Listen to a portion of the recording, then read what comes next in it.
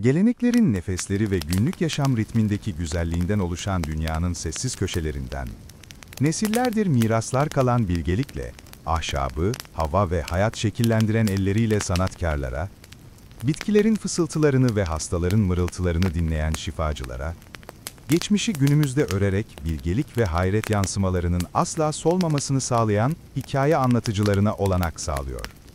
Geniş açık gökyüzünde ve sürülerinin sadık yoldaşlığında teselli bulan çobanlara, ocakları sıcaklık ve besinleri sunan, evleri ısıtan yiyeceklerin kokusuyla dolduran fırıncılara, zanaatları sadece yapılar değil, miraslar inşa eden marangozlara, vadilerin can damarlarıyla akan, akıntılarında zamanı ve nehirlere ait hikayeleri içeren hikayeler, birbirlerine bağlı değil, ortak amaç ve karşılıklı ilgiye göre derin, içsel bir anlayışla bağlı topluluklara, mevsimlerin yumuşak geçişinde huzur bulan, sıradanlığın içinde sıra dışı görünen ve en derin yolculukların genellikle sessiz ve planlı bir tempoda çıkanları olduğunu anlayan herkese.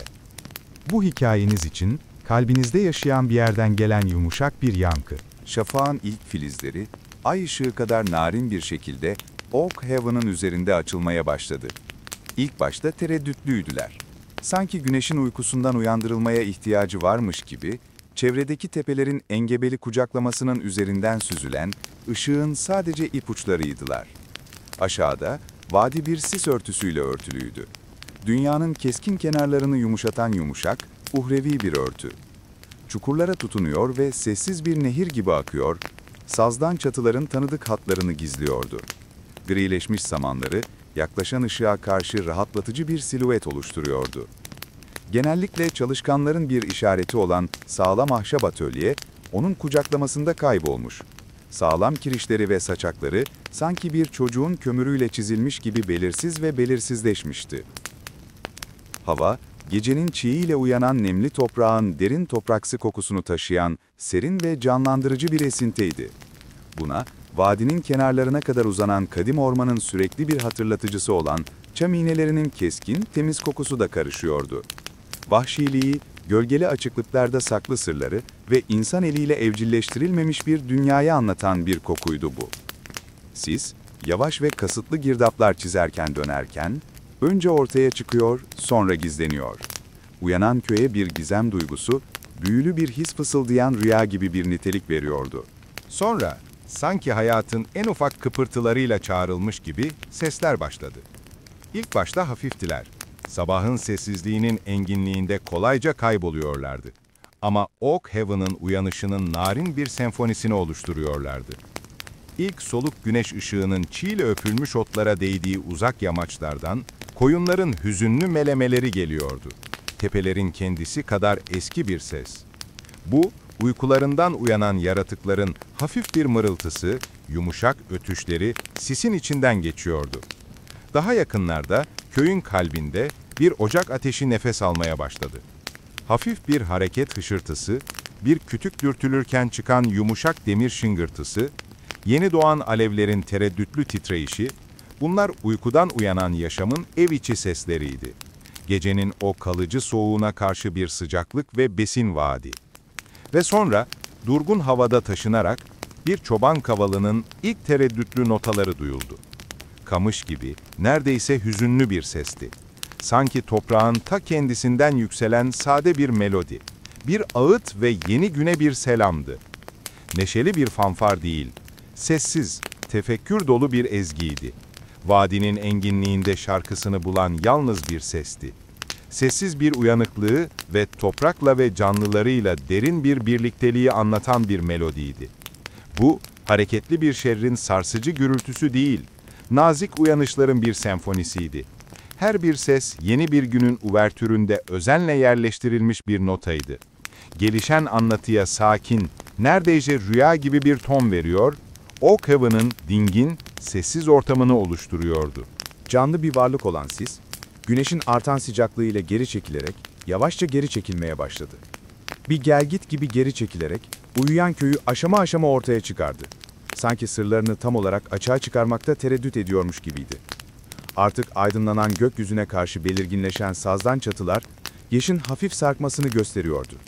Her biri sayısız güneşli ve yağmurlu mevsimin kanıtıydı. Birbirlerine sokulmuşlardı.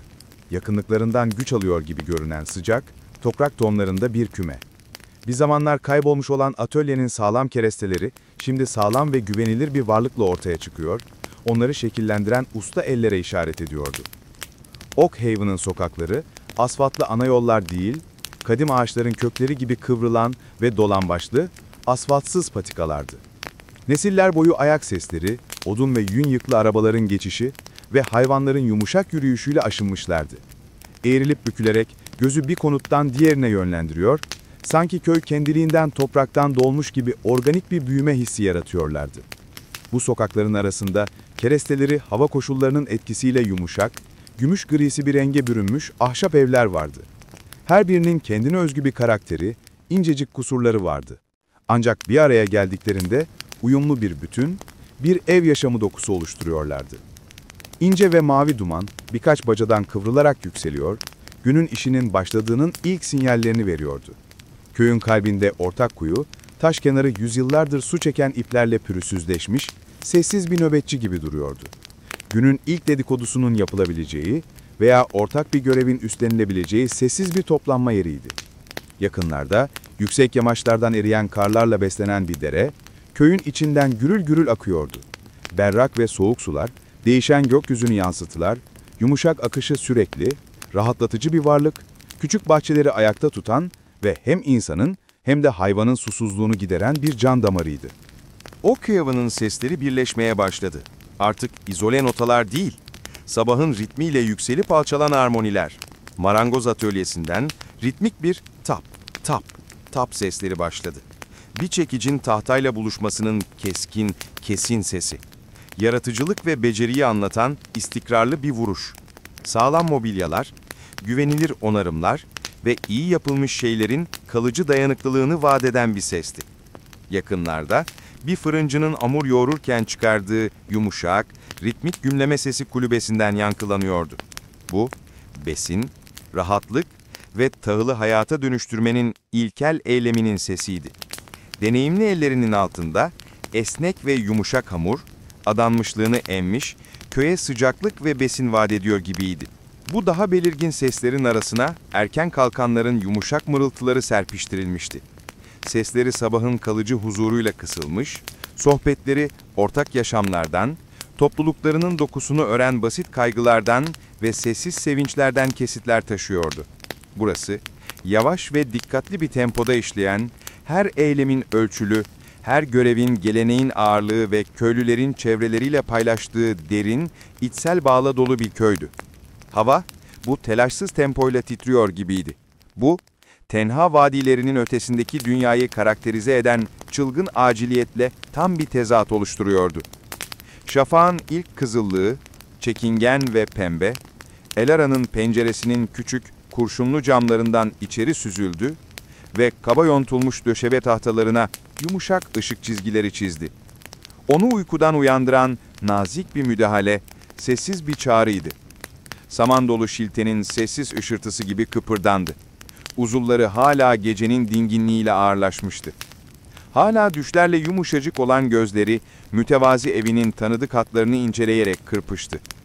Yıllardır şömineden tüten dumanla kararmış ahşap kirişler, koruyucu bir gölgelik oluşturuyordu. Sade bir ahşap masa, bir tabure ve küçük bir sandıktan oluşan mobilyalar, her biri işlevsel güzelliğin sessiz adaletini taşıyordu. Maeve'in önceki günkü ziyaretinden kalan hafif bir kurutulmuş lavanta ve biberiye kokusu hala havada asılıydı. Küçük odasına her zaman sinmiş gibi görünen hafif bir parfüm. Uyanıklığının bu yeni başlangıç aşamasında bile düşünceleri önündeki güne, zanaatının sessiz beklentisine yönelmişti bile. Odanın bir köşesine hakim olan meşe ağacından sağlam, dik bir çerçeve olan dokuma tezgahı onu çağırıyordu. Sabırla bekleyen iplikleri, kendi ellerinden doğan dönüşümün renk ve doku vaadini taşıyordu. Tanıdık bir çekiş, başlamak, mekiğin ritmik dansında kendini kaybetmek, etrafındaki dünyayı yansıtan iplikten desenler çıkarmak için sessiz bir heves hissediyordu. Bu sadece bir görevden fazlasıydı. Bir çağrı. Oakhaven'ın ruhuyla bağlantı kurmanın, köyün karmaşık duvar halısına kendi ipliğini katmanın bir yoluydu. Genç olmasına rağmen elleri, belli bir bilgiye, yün ve ketenin dokunuşuna karşı bir duyarlılığa, onları hem güzel hem de kalıcı bir şeye nasıl dokuyacağına dair doğuştan gelen bir anlayışa sahipti. İçinde nazik bir ruh, dünyanın sessiz bir gözlemcisi vardı. Düşünceleri sık sık ışık ve gölgenin etkileşimine, manzaradaki incelikli değişimlere, doğanın fısıldadığı sessiz hikayelere kayıyordu. Bunlar sanatının ham maddeleri, yaratıcı ruhunu besleyen ilham kaynaklarıydı. O bir dokumacıydı, bir yaratıcıydı ve Oakhaven'daki yeri sadece yaşadığı yerle değil, var ettiği şeylerle, varlığa ördüğü sessiz sihirle de tanımlanıyordu. Genç olmasına rağmen elleri, belli bir bilgiye, yün ve ketenin dokunuşuna karşı bir duyarlılığa, onları hem güzel hem de kalıcı bir şeye nasıl dokuyacağına dair doğuştan gelen bir anlayışa sahipti. İçinde nazik bir ruh, dünyanın sessiz bir gözlemcisi vardı. Düşünceleri sık sık ışık ve gölgenin etkileşimine, manzaradaki incelikli değişimlere, doğanın fısıldadığı sessiz hikayelere kayıyordu. Bunlar sanatının ham maddeleri, yaratıcı ruhunu besleyen ilham kaynaklarıydı. O bir dokumacıydı, bir yaratıcıydı ve Oakhaven'daki yeri sadece yaşadığı yerle değil, var ettiği şeylerle, varlığa ördüğü sessiz sihirle de tanımlanıyordu. Güneş yükseldikçe, ışınları artık daha da güçlenerek geride kalan sisi deldikçe, kadim geleneklerin fısıltıları yankılanmaya başladı. Ocak ateşlerinin çoktan sabit bir aleve dönüştüğü küçük kulübelerde, yaşlılar, yüzleri yılların bilgeliğiyle dolu, bakışları sık sık dış dünyaya dikilmiş bir şekilde oturuyorlardı. Sohbetleri gelip geçici haberlerle değil, mevsimlerin yavaş ve amansız değişiminden, değişimi haber veren ince işaretlerden bahsediyorlardı. Uzayan günlerden, kırlangıçların dönüşünden, alıç tomurcuklarının nasıl yemyeşil bir vaatle kabardığından bahsediyorlardı. Bunlar sıradan gözlemler değildi, bir dildi. Vadideki yaşamı yöneten derin, döngüsel ritimleri anlamanın bir yoluydu. Maven kulübesinden sabah esintisiyle hem rahatlatıcı hem de canlandırıcı bir koku yayılıyordu. Kurutulmuş otların aroması, lavantanın yatıştırıcı dinginliğinin, papatyanın yumuşak tatlılığının, nanenin ferahlatıcı tadının ve biberiyenin keskin, canlandırıcı varlığının karmaşık bir kokusuydu. Bunlar sadece hoş kokular değildi. Özenle toplanmış ve özenle saklanmış, teselli ve yenilenme sunmaya hazır, yoğunlaştırılmış şifa özüydüler. Hava, Maven küçük bahçesindeki bilgiyle dolu gibiydi. Nesiller boyu toprağın bereketini anlamanın bir kanıtıydı. Evlerin kendi yapılarında, sağlam kerestelerde, iyi yerleştirilmiş taşlarda, kış karlarını akıtmak için tasarlanmış dik eğimli çatılarda elle tutulur bir süreklilik hissi vardı. Bunlar geçici konutlar değil, yüzyıllar boyunca becerileri keskinleştirilmiş, ataların elleriyle şekillendirilmiş, kalıcı olmak için inşa edilmiş yapılardı. Her kiriş, her bir bağlantı noktası, derin bir malzeme anlayışını ve zanaatkarlığın kalıcı gücüne duyulan derin saygıyı yansıtıyordu. Bu unsurlar, yaşlıların sessiz bilgeliği, şifacı bahçesinin mis kokulu vaatleri, kadim meskenlerin sessiz gücü, Oakhaven yaşam tarzının temelini oluşturan köklü geleneklerin altını çiziyordu. Nesiller boyunca aktarılan bilgeliğin canlı bir kanıtıydı bu. Güneş nihayet sisin son kalıntılarını delip vadi tabanına uzun berrak gölgeler düşürdüğünde Elara'nın üzerine derin bir aidiyet duygusu çöktü. Penceresinin yanında durmuş, ellerini serin ahşap pervaza hafifçe koymuş, uyanık dünyaya bakıyordu. Artık tamamen ortaya çıkan köy, tanıdık görüntüler ve seslerin bir tablosu gibiydi, her bir unsur rahatlatıcı bir bütün oluşturmak için iç içe geçiyordu. Uzaktaki koyunların melemeleri artık sesin içinde kaybolmamıştı, net ve belirgindi. Israrcı tık tık tık sesleri, kuyudan gelen seslerin mırıltısı, bunlar evin sesleri. Oakhaven'ın kalp atışlarıydı. Atölyenin sağlam ve güvenilir yapısını, kulübelerin sessiz direncini, derenin yumuşak akışını, her bir unsurun daha büyük, birbirine bağlı bir bütünün parçası olduğunu fark etti. Gençliğine rağmen bu yere, onu besleyen toprağa ve onu yuva edinen insanlara karşı derin ve kalıcı bir bağ hissediyordu. Bu, kelimelerin ötesine geçen, paylaşılan deneyimlere, mevsimlerin sessiz ritmine, komşular arasında akan dile getirilmeyen anlayışa dayanan bir bağdı. Kendi zanaatı, düşüncelerini tüketen ve günlerini dolduran dokumacılık, izole bir uğraş değil, Bu ortak dokunun ayrılmaz bir parçasıydı. Eğirdiği ipliklerin, yarattığı desenlerin yalnızca kendi tatmini için olmadığını, aynı zamanda Oak Haven'ın sıcaklığına, güzelliğine ve kalıcı ruhuna da katkıda bulunduğunu anlamıştı. Vadinin dışındaki dünya, uçsuz bucaksız ve bilinmez olabilirdi. Ama burada, onun koruyucu kucağında kök salmış hissediyordu kendini. Kimliği, köyünün geleneklerine ve huzurlu varoluşuna ayrılmaz bir şekilde bağlıydı. Sabahın yumuşak, kalıcı ışığı, uyanan yaşamın nazik sesleri, çam ve nemli toprağın kokusu, hepsi derin bir kök salmışlık duygusunu yansıtıyordu. Pencereden dönüp, güne ve basit işlerine sarılmaya hazırlandığında, içine sessiz bir huzur çöktü. Tam da olması gerektiği yerde olduğu hissi. Artık onu gizleyen değil, yumuşak bir kucaklama olan sisli vadiye baktı ve kendini yüreği sessiz bir memnuniyetle, varlığının derinliklerine işleyen derin bir aidiyet duygusuyla dolu, günü kucaklamaya gerçekten hazır hissetti. Oak Haven'ın kalbi, eğer bir köyde böyle bir şey varsa, görkemli bir meydanda veya heybetli bir yapıda değil, karmaşık sokak ağında ve günlük hayatın sessiz uğultusunda yatıyordu. Bunlar, bir kasabanın düz, amaçlı ana arterleri değil, sayısız ayağın geçişi ve nesillerin yavaş yavaş sürünmesiyle aşınmış, dolambaçlı, kıvrımlı patikalardı. Sanki görünmez bir el tarafından yönlendiriliyormuş gibi, bir konut kümesinden diğerine uzanan, arazinin kıvrımlarını takip ederek kıvrılıp alçalıyorlardı. Alttaki toprak, genellikle çiğ tarafından yumuşatılmış veya daha kıt zamanlarda ince bir odun dumanı ve harman yerinden öğütülmüş saman tabakasıyla kaplanmış, zengin, koyu bir topraktı. Yer yer, renkleri yaşamın sürekli adımlarıyla yumuşamış, dayanıklı kür çiçekleri filizlenmeye cesaret ediyor, topraksı palete küçük direnç patlamaları katıyordu. Evlerin kendisi, dayanıklılığın ve basit bir zorunluluğun kanıtıydı. Sağlam ahşaptan inşa edilmiş, ahşabı güneş ve rüzgarın amansız okşamasıyla yumuşak, gümüşü bir griye dönüşmüş, memnun bir koyun sürüsü gibi kümelenmişlerdi. Her konutun kendine özgü sessiz bir bireyselliği vardı. Hafif çarpık bir pencere çerçevesi, taş bir temele sıkıca tutunmuş bir yosun parçası, çatı kenarındaki belirli bir tuhaflık ama birlikte uyumlu bir bütün oluşturuyorlardı.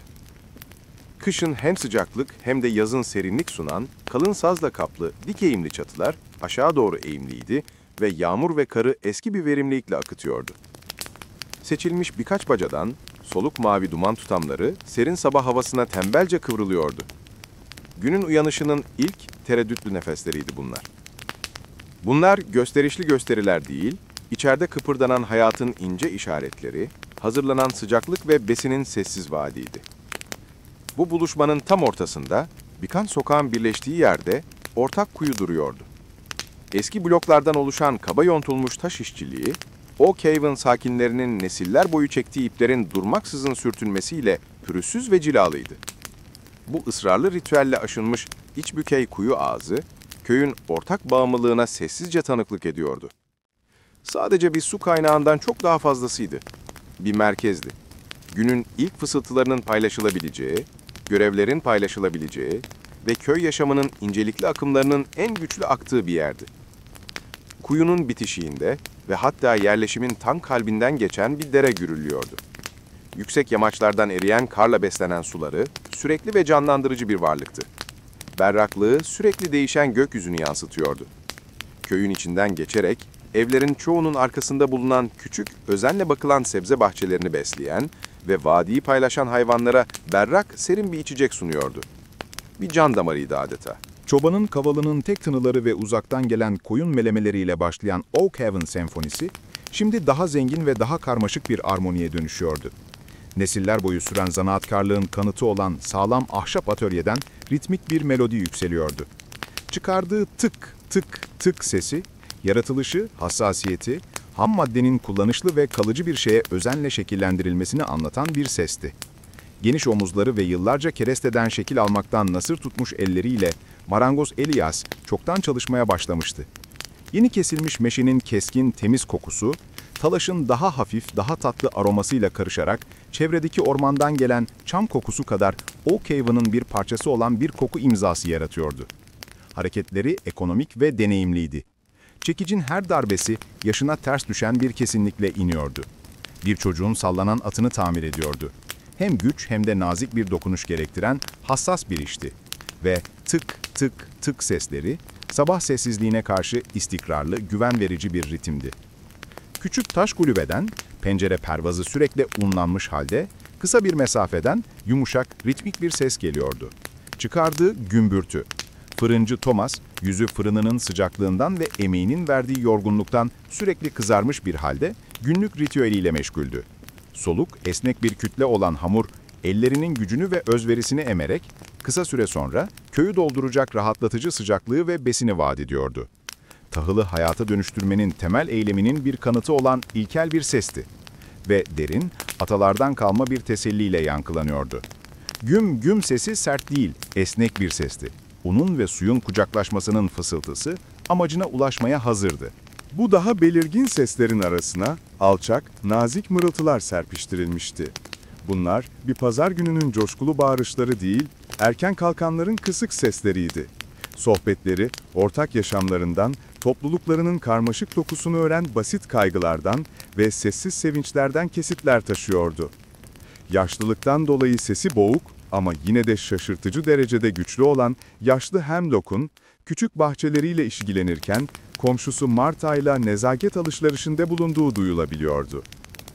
Sözleri ölçülüydü. Her cümle özenle kurulmuştu.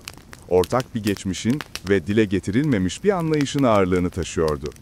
Paylaşılan bir bakış, bilmiş bir başsallama, kısa, alçak bir kahkaha, bunlar konuşulan sözcükler kadar iletişimlerinin bir parçasıydı. Hız, inkar edilemez derecede yavaştı, telassızdı. Vadinin koruyucu kucağının ötesindeki dünyayı karakterize edebilecek çılgın aciliyetle tam bir tezat oluşturan kasıtlı bir ritimdi. Her hareket, her söz, geleneğin ağırlığını ve köylülerin çevreleriyle paylaştıkları derin içsel bağı taşıyor gibiydi. Hava bile bu telassız tempoyla titriyor gibiydi. Oak Haven'da zamanın, saatin geçici aceleciliğiyle değil, mevsimlerin istikrarlı ritmiyle aktığının nazik bir güvencesiydi bu. Ruhu besleyen, evlerinin sağlam kirişleri kadar somut bir aidiyet duygusu yaratan bir ritimdi bu. Sesler, görüntüler, sabah havasının kokusu hepsi bir araya gelerek Oak Haven'ın eşsiz kalp atışlarını oluşturuyordu.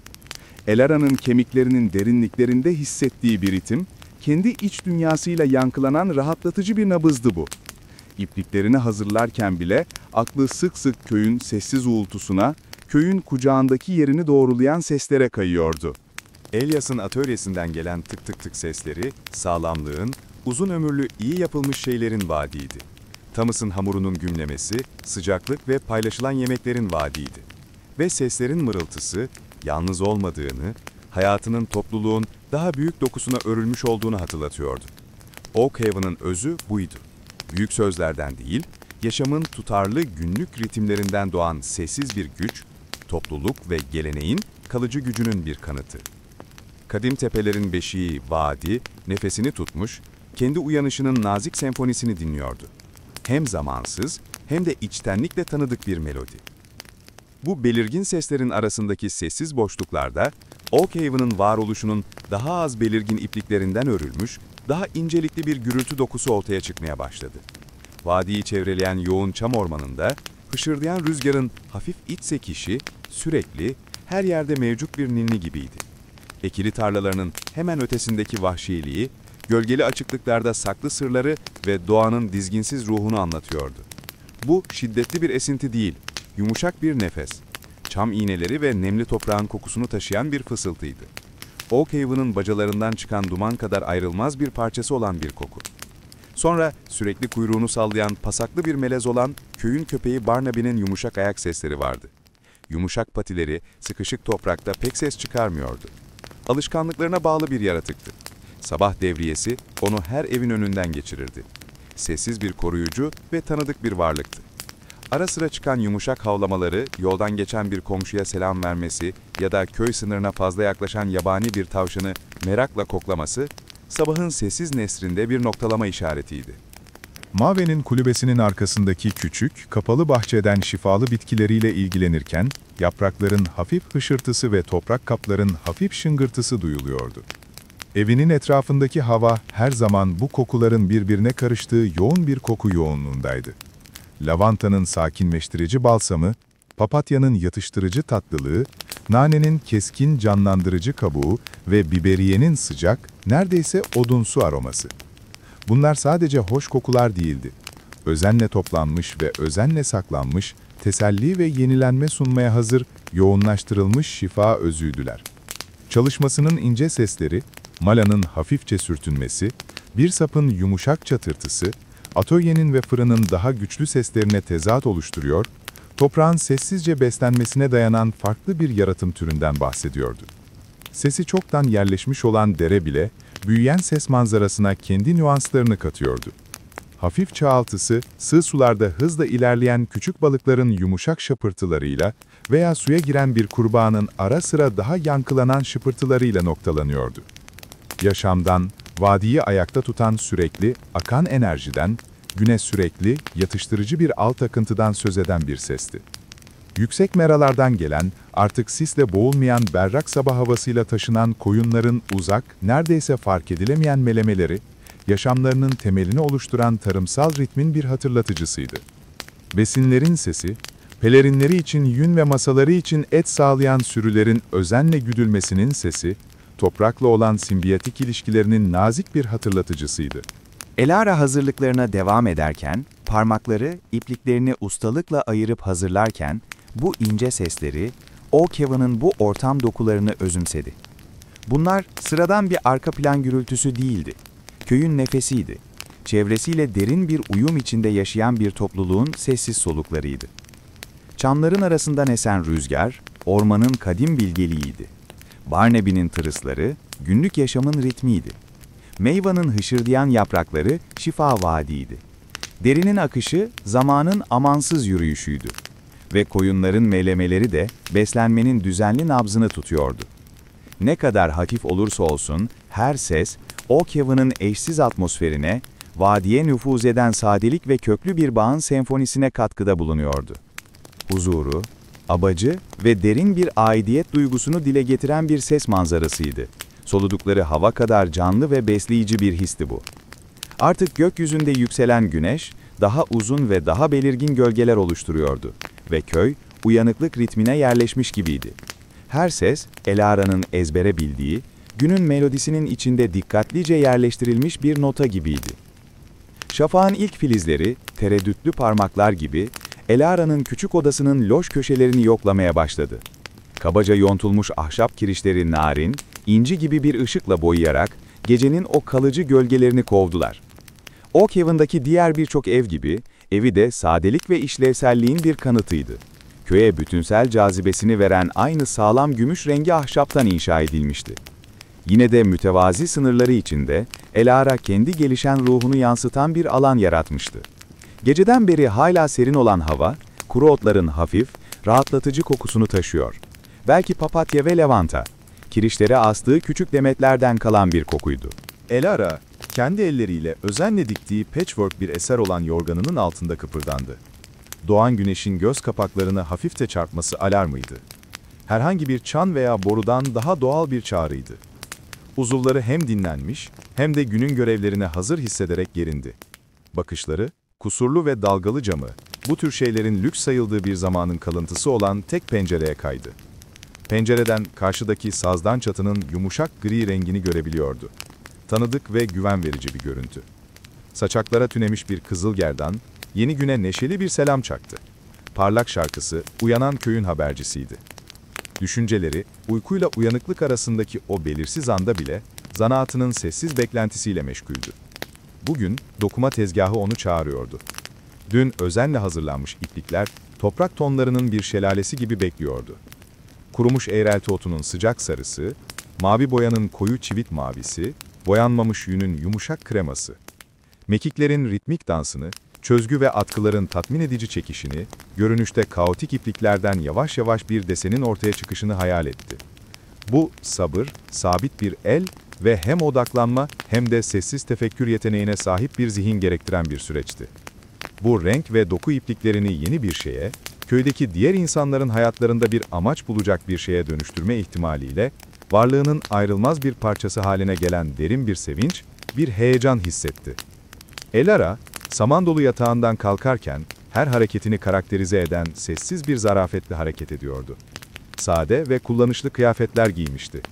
Ev yapımı bir tunik ve çevreyi yansıtan yumuşak, salık yeşile boyanmış bir etek. Hareketleri, toprağa yakın bir yaşam sürmenin ve her hareketinin bir anlamı olması gerektiğini düşünmenin sonucuydu.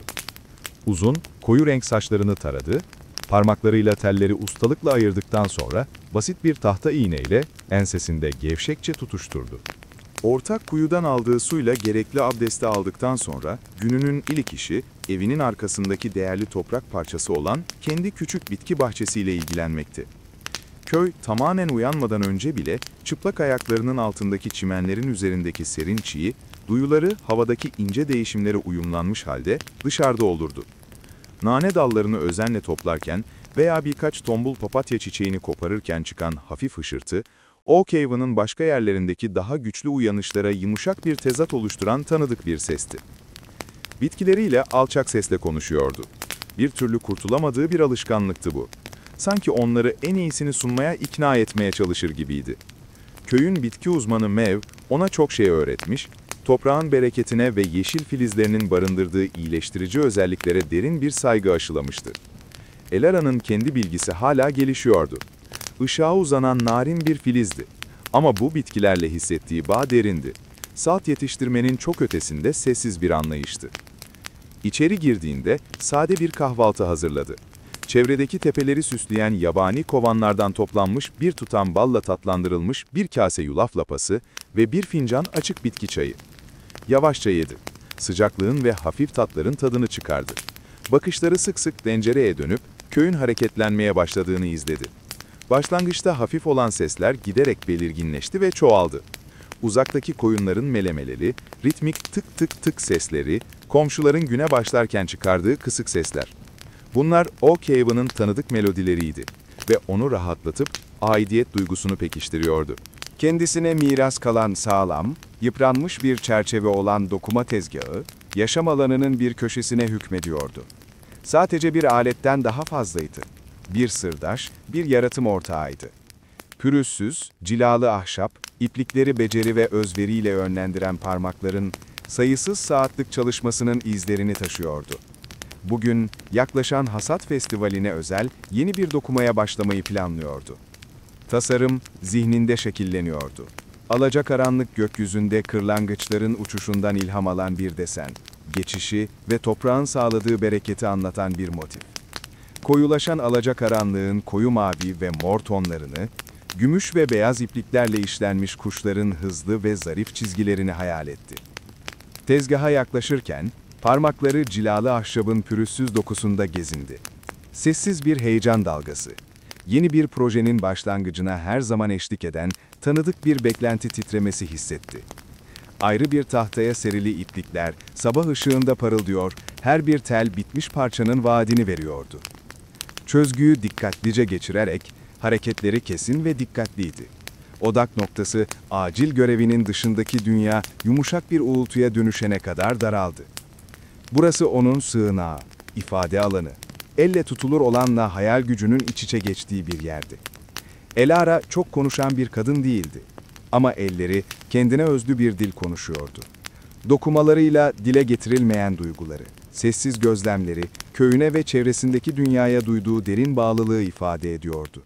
Eserleri Oak Haven'ın ruhuyla doluydu. Dayanıklılığı, sadeliği, kalıcı güzelliği. Seçtiği renkler vadinin, dokularsa yeryüzünün ve gökyüzünün renkleriydi. İlhamını kadim meşelerin arasından süzülen benekli güneş ışığından, taşların üzerindeki yosunların soluk tonlarından, derenin üzerinden hızla geçen bir yalı çapkınının kanadının canlı parıltısından alıyordu. Derin bir nefes aldı. Ciğerleri yün ve keten kokusuyla doldu ve yaratılışın ritmik dansına başladı. Pürüzsüz, tekne şeklindeki bir tahta parçası olan mekik, ileri geri uçarak atkı ipliklerini çözgüye yerleştirdi. Takırtısı, atkıyı yerine bastıran çırpıcının yumuşak fısıltısı, gününü dolduracak seslerdi bunlar. Mekiğin her geçişi, hayalinin gerçekleşmesine bir adım daha yaklaşıyor, devam eden güzellik yaratımında küçük bir zaferdi. Elleri genç olmasına rağmen çoktan ustalaşmıştı. yılların pratiği, el becerisini geliştirmiş, yaşına meydan okuyan bir hız ve hassasiyetle çalışmasını sağlamıştı. Ancak işine yön veren yalnızca teknik yeterlilik değildi. Malzemelerine dair doğuştan gelen bir anlayış, liflere ve renklere duyduğu derin bir saygı ve yaratma eylemine kendini tamamen adamış bir yürekti. İpliklerin gerginliğini, gücünü, özünü parmak uçlarının altında hissediyordu. Sabah ilerledikçe köyün sesleri giderek yükseldi. Günlük yaşamın bir senfonisi gibiydi. Dere kenarında oynayan çocukların kahkahaları, köyün dışındaki demirci ocağından uzaktan gelen bir demirci çekicinin şıngırtısı, ortak kuyudan gelen konuşmaların düzenli uğultusu. Elara hepsini duydu ama konsantrasyonunu bozmadılar. O, Oak Haven'ın daha büyük gobleninin bir parçasıydı. Ve onun işi, bu goblenin içinde bir iplik, zengin ve çeşitli tasarımına bir katkıydı. Bitmiş kumaşın nasıl kullanıldığını hayal etti. Belki de yaşlı Hemlock için kış soğuğuna karşı sıcak bir pelerin ya da köy salonu için canlı renkli bir minder takımı, hatta genç bir gelin için sade ve güzel bir şal. Zanaatının köylülere rahatlık veya neşe getirmesi düşüncesi onu derin bir amaç duygusuyla doldurdu. Ellerini tezgahın üzerine koyup bir an durakladı ve pencereden dışarı baktı. Güneş artık yükselmiş, yola keskin gölgeler düşürüyordu. Köy tamamen uyanmıştı. Sakinleri topluluklarını ayakta tutan çeşitli işlerle meşguldü. Fırıncı Thomas'ın önlüğü unlanmış, yüzünde memnun bir gülümsemeyle kulübesinden çıktığını gördü. Marta'nın canlı sebze bahçesiyle ilgilendiğini, hareketlerinin yavaş ve temkinli olduğunu gördü. Dokumacılığının hayatlarına dokunacağı, hikayelerinin anlatılmasına küçük de olsa katkıda bulunacağı insanlardı bunlar. Ruhu tezgahındaki iplikler kadar canlı ve Oak Haven'la iç içeydi. Ne bir yabancıydı, ne de sadece bir gözlemci. Köyün canlı dokusunun bir parçasıydı. Becerileri ve ruhu, köyün kalıcı gücüne ve güzelliğine katkıda bulunuyordu. Şafak vakti hissettiği sessiz beklenti, derin ve memnun bir amaç uğultusuna dönüşmüştü. Köyün uyanışı onun da kendi uyanışıydı. Nazik ve zamansız ritmindeki yerinin günlük bir yeniden teyidiydi. Elleri çalışmaya devam etti. Mekik uçuyor, iplikler birbirine dolanıyor, fısıldayan vadinin kalbindeki zanaatkarın uyanışının sessiz bir kanıtıydı. Gökyüzündeki uzun yolculuğuyla yumuşayan öğleden sonra güneşi, köyün üzerine altın rengi bir ton düşürüyordu. Elara'nın küçük evi, havada dans eden toz zerrelerini vurgulayan ve dokumalarına yumuşak bir ışıltı katan bu sıcak ışıkla yıkanıyordu. Çalışmasının ritmi neredeyse hipnotize edici hale gelmişti. Vadinin nabzıyla uyuşan istikrarlı bir ritim. Yılların pratiği ve liflere dair sezgisel anlayışıyla yönetilen parmakları, zahmetsiz bir zarafetle hareket ediyordu. Kırlangıç desenleri tezgahta uçuşmaya başlıyor, hızlı formları alacakaranlık tonlarının arasında sade bir zarafetle ortaya çıkıyordu. Kanatları için özellikle ince bir yün seçmişti. Yumuşak parlaklığı ışığı yakalıyor ve onlara gerçekçi bir ışıltı veriyordu. Tekrar durakladı. Yorgunluktan değil, ilerlemesine değerlendirme ihtiyacından. Önünde büyüyen goblen, sadece bir iplik yığınından ibaret değildi. Ortaya çıkan bir hikaye, vadinin kalıcı ruhunun görsel bir temsiliydi. Gökyüzünün koyu çivit mavisi, zengin ve uçsuz bucaksız, Oak Haven'ın savmalayan huzurunu anlatırken, kırlangıçların beliren şekilleri, değişimin geçici güzelliğini ve yaşamın sürekli döngüsünü ima ediyordu. Kendini köyü seslerinden, uzaktan akan derenin şırıltısı, hafif esintide yaprakların hışırtısı, ara sıra duyulan bir kuşun ötüşü, örülmüş gibi görünen sözsüz bir melodiyi yumuşakça mırıldanırken buldu. Zanaatına olan bağı derin, neredeyse manevi bir birlikti. Dokuma tezgahının dokunsal gerçekliğine daldığı bu sessiz saatlerde kendini en gerçek anlamda hissediyordu. Bu duvarların dışında zihnini anlık olarak bulandırabilecek endişeler ve kaygılar dağılıyor, yerini elindeki işe odaklanıyordu. Döşediği her iplik bir niyet eylemiydi. Renk veya doku hakkındaki her karar, iç dünyasının bir yansımasıydı. Sadece kumaş dokumuyordu. Dünyaya dair anlayışını, incelikli güzelliklerine olan takdirini ve derin aidiyet duygusunu somut bir forma dönüştürüyordu. Sahip olduğu beceriler resmi eğitimden değil, gözlem, pratik ve nesiller boyu Oak Haven zanaatkarlarının miras kalan bilgeliğinden doğmuştu. Kendisinden önce dokumacı olan büyükannesi, ona zanaate saygı aşılamış ve ham maddelerden güzellik çıkarmak için gereken sabrı öğretmişti. Elara, büyükannesinin düğümlü parmaklarının şaşırtıcı bir çeviklikle hareket ettiğini, çalışırken yüzünün dingilliğini hatırladı. Bu miras, bu sessiz özveri, Elara'nın yanında taşıdığı bir güç ve ilham kaynağıydı. Ay ışığı gümüşü renginde bir iplik yumağına uzandı. En ince koyun yününden örülmüş narin telleri vardı. Bu, kırlangıçların kanatlarındaki vurgularda kullanılacak, alacakaranlığın büyüsünü yakalayacak bir ışıltı dokunuşu olacaktı. Bunu desene dikkatlice entegre etmeye başladığında, köydeki diğer zanaatkarları düşündü. Elleri, neredeyse sanat eserine yakın bir güç ve hassasiyetle ahşabı şekillendiren, hem güzel hem de kalıcı nesneler yaratan Elias. Basit tahılı, yaşamın temel döngülerinin bir kanıtı olan, rahatlatıcı ekmek besini haline getiren Thomas. Otlar hakkındaki bilgisi şifa ve teselli sunan, yeryüzünün bereketine dair anlayışı sessiz bir mucize olan Maeve. Her biri, kendi tarzında Oak Haven'ın zengin dokusuna katkıda bulundu. Becerileri ve özverileri topluluğun dokusuna işledi. Elara, onlarla bir yakınlık, zanaatlarını besleyen özveri ve sessiz tutkuyu paylaşan bir anlayış hissediyordu. Dünyalarını şekillendiren eller, köyü bir arada tutan geleneklerin koruyucularıydılar. Kendi dokumalarının yakında bu ortak yaşamın bir parçası olacağını, Oak Haven'ın kolektif ruhuna küçük ama önemli bir katkı sağlayacağını biliyordu. Belki de bitmiş eser, köy salonundaki bir duvarı süsleyecek ya da özel bir günü kutlayan bir aile için değerli bir hediye olacaktı. Kaderi ne olursa olsun, becerisinin, özverisinin ve evine olan sevgisinin özünü taşıyacaktı. Güneş alçaldı ve gökyüzünü tezgahındaki renkleri yansıtan turuncu ve pembe tonlara boyadı. Köyün sesleri değişmeye başladı. Günün enerjik telaşı yerini akşamın daha yumuşak ritimlerine bıraktı. Sesler yumuşadı, kahkahalar daha hafifledi ve hava daha durgun, dinlenme vaadiyle dolu bir hal aldı. Elara yarattığı dünyaya dalmış bir şekilde, odaklanması sarsılmadan işine devam etti. Kırlangıçlar neredeyse tamamlanmıştı. Zarif ve dengeli formları tezgahtan uçmaya hazırdı. Derin bir tatmin duygusu, üzerine rahatlatıcı bir pelerin gibi çöken sessiz bir sevinç hissetti. Bu sadece bir işten daha fazlasıydı. Onun çağrısı, Oak Haven'daki hayata katılım biçimiydi. Işık solmaya başlarken, kalan iplikleri dikkatlice sardı, elleri uzun zamandır aşina olmanın verdiği pratik rahatlıkla hareket etti. Dokumayı yarın bitireceğine karar verdi, beklentinin artmasına izin vererek. Şimdilik anın tadını çıkardı. İyi geçirilmiş bir günün sessiz memnuniyetini, ruhunun dokuma tezgahındaki iplikler kadar canlı bir şekilde köye işlediğini hissetti. Zanaatkarın uyanışı ani bir aydınlanma değil, nazik ve ısrarcı bir açılım, zanaatında bulduğu güzelliğe ve amaca günlük bir yeniden bağlılık, fısıldayan vadinin kalıcı kalbine sessiz bir katkıydı. Oak Haven'daki hava, yeni bir günün başlangıcında bile vadinin kalıcı ritimlerini anlatan karmaşık bir karışım, hafif bir parfüm taşıyordu.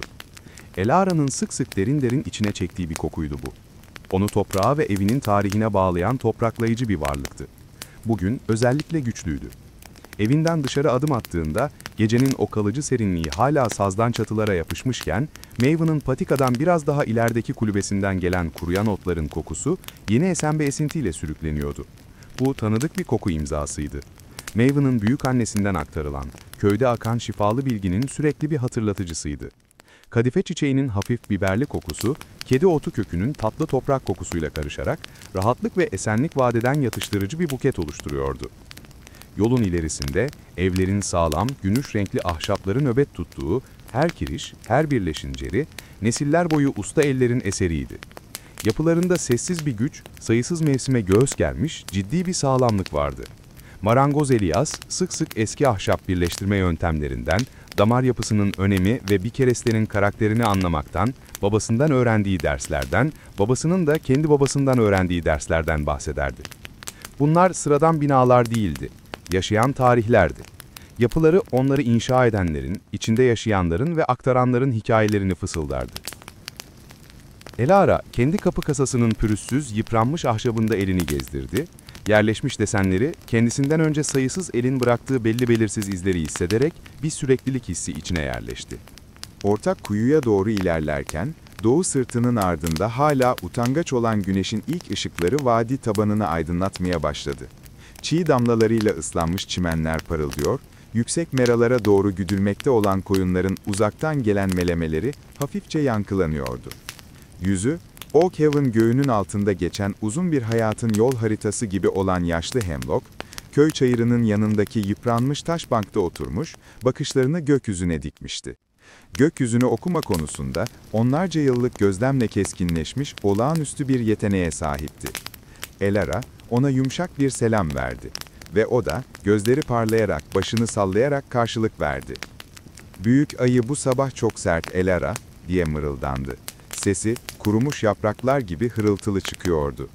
Bu, rüzgarların yakında döneceği anlamına geliyor. Belki de son böğürtlenler için iyiye işaret. Büyük ayı takım yıldızı, köylüler için tanıdık bir göksel işaretti. Konumu, belirli mahsullerin ekimi için en uygun zamandan sert bir kış olasılığına kadar her şeyi belirliyordu. Hemlock ve Meslin'den diğerleri, bu göksel rehberlere derin bir saygı duyuyor, hareketlerinde vadinin kendi can damarının bir yansımasını görüyorlardı. Kuğunun zarif yayının göçmen kuşların gelişini müjdelediğinden ve ülker, 7 kız kardeşin uzun ve soğuk gecelerin bir vadi olarak tüm ihtişamıyla ortaya çıktığından bahsediyorlardı. Bunlar sıradan hikayeler değildi. Tarım takvimlerinin dokusuna işlenmiş ve dünyaya dair anlayışlarına işlenmiş pratik bilgilerdi. Elara durakladı. Önce solan yıldızlara, sonra tekrar Hemlock'a baktı. Zihni, göksel örüntülerle Oakhaven'daki yaşam döngüsü arasındaki bağlantıyı izliyordu. Yaşlıların bilgeliği, tıpkı Hemlock'unki gibi, köyün zengin dokusunda bir iplik, yaşamlarına hala yön veren kadim geleneklerin hayati bir hatırlatıcısıydı. Oakhaven geleneklerinin gerçek özü, işte bu sessiz sohbetlerde, doğaya dair bu ortak gözlemlerde yatıyordu. Toprak, gökyüzü, mevsimler ve onlarla uyum içinde yaşamış nesiller boyu insanlar, iç içe geçmiş, kesintisiz bir anlatı oluşturuyordu. Fırıncı Thomas'ın kulübesinden hala sıcak ve rahatlatıcı bir ekmek kokusu yayılmaya başlamıştı. O da eski geleneklerin koruyucusuydu. Ekşi maya mayası, büyükannesinden miras kalan bir soya ağacıydı ve her köyün kendine özgü bir ekmek lezzetine, sakinlerinin yüzleri kadar tanıdık bir tada sahip olduğu bir zamanın canlı bir kanıtıydı. Sabah güneşini selamlamak için kapısından çıkarkenki hareketleri metodik ve emindi. Her hareketinde sade un ve suyun besleyici bir gıdaya dönüşümüne karşı sessiz bir saygı vardı. Elara, Maeve'in yaşlı adamın bilgisinin önemi hakkındaki açıklamasını hatırladı.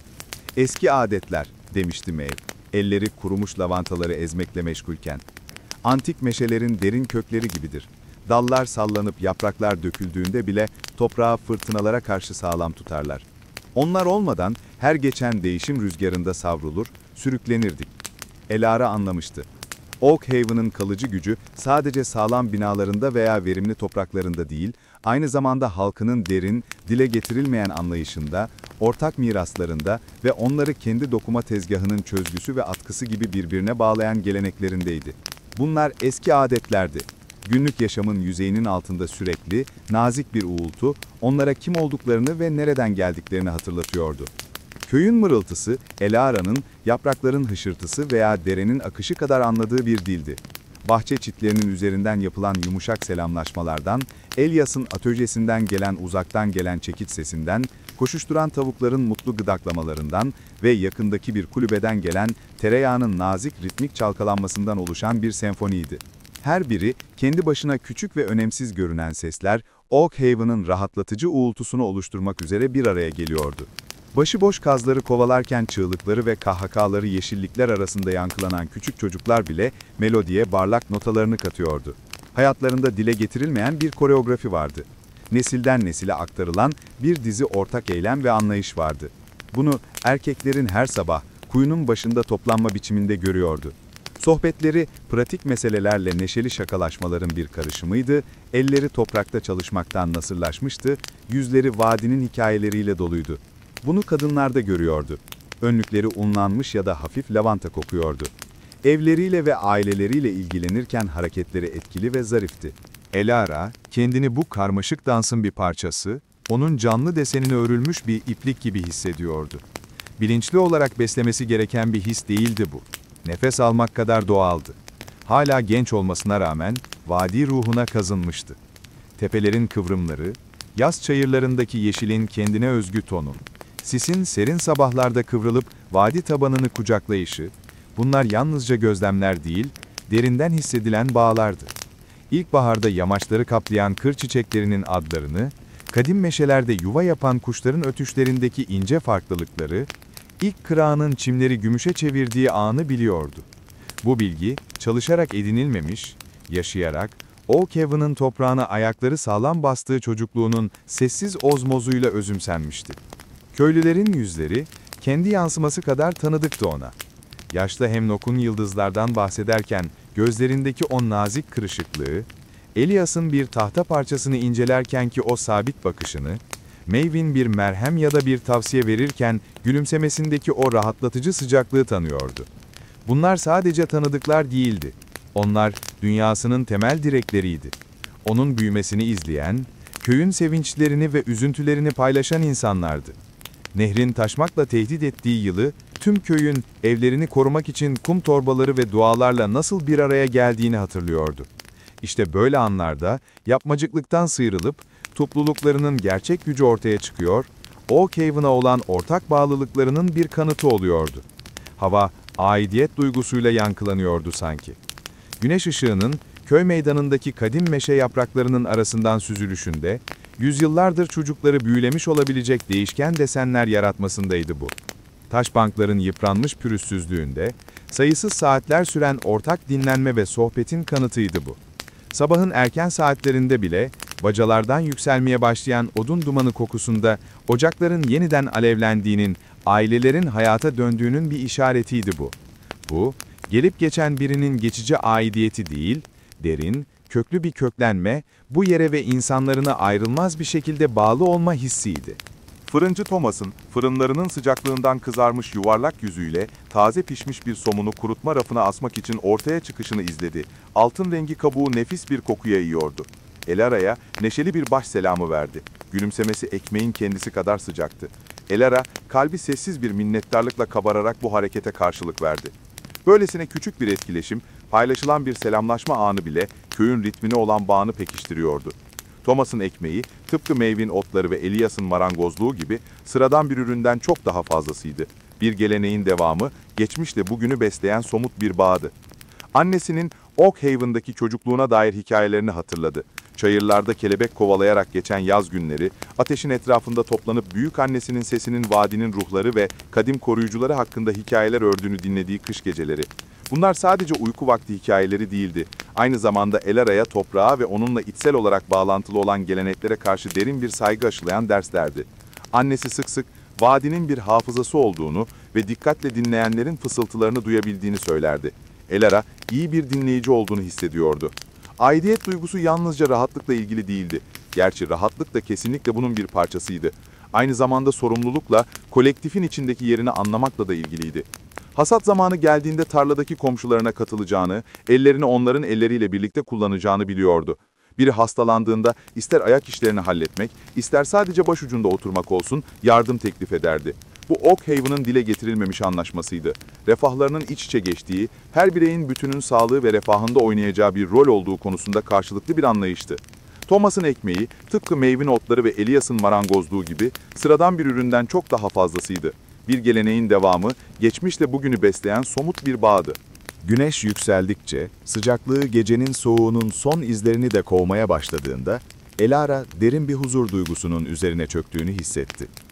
Vadinin kenarlarını yumuşak bir örtü gibi saran sis yavaş yavaş dağılıyor, tepelerin tanıdık hatlarını, tarlaların yemyeşil kıvrımlarını ortaya çıkarıyordu. Bu, ondan hiçbir sır saklamayan bir manzaraydı. Kendini tamamen görülmüş ve anlaşılmış hissettiği bir yerdi. Kimliğini araması gereken bir şey değildi. Bu vadinin kalbinde, bu insanların arasında yaratılmış, verili bir şeydi. O, Oak Haven'lı Elara'ydı ve bu yeterliydi. Her şeydi. Temiz, berrak havayı, nemli toprak, yabani gekik ve hafif tatlı odun dumanı kokusunun karışımını içine çekti. Bu evin kokusuydu. Sürekliliği, geçmiş ve gelecek nesilleri anlatan bir koku. Bir zamanlar hafif bir mırıltı olan köyün sesleri, şimdi daha belirginleşiyor, günün aktiviteleri ciddi bir şekilde başlıyordu. Yüksek meralardan gelen koyunların melemeleri, uzaktan gelen bir demirci çekicinin şarkısı, ortak kuyudan gelen mırıltılar, tüm bu sesler, içinde derinlerde yankılanan bir yaşam senfonisine dönüşüyordu. İçinde sessiz bir neşenin kabardığını hissetti. yüzünü ısıtan güneş ışığı kadar doğal ve elzem bir memnuniyet. Sisli vadiye, tanıdık ve rahatlatıcı bir manzaraya bakarken Elara derin bir beklenti hissetti. Gün önünde olasılıklarla, küçük görevlerle ve sessiz sevinçlerle dolu uzanıyordu. Bu yerin bir parçasıydı, dokusuna işlenmişti ve bu gerçeği açık bir yürekle kucakladı. Geleceğin getirebileceği zorluklar ve belirsizlikler, Oakhaven'ın kucaklamasından bakıldığında daha az göz korkutucu geliyordu. Burada topraklanmış, bağlı ve derinden inkar edilemez bir şekilde evinde hissediyordu. Vadi onu karşılamış, şekillenmiş ve ona köy kuyusunun kadim taşları kadar sağlam ve kalıcı bir aidiyet duygusu vermişti. Güneş nihayet doğu sırtından doğup vadiyi altın bir ışıkla yıkadığında, Elara tam da olması gerektiği yerde olduğuna dair sessiz bir kesinlik hissetti. Huzur dolu bir kalp ve evine duyduğu sonsuz sevgiye dayanan bir ruhla güne başlamaya hazırdı.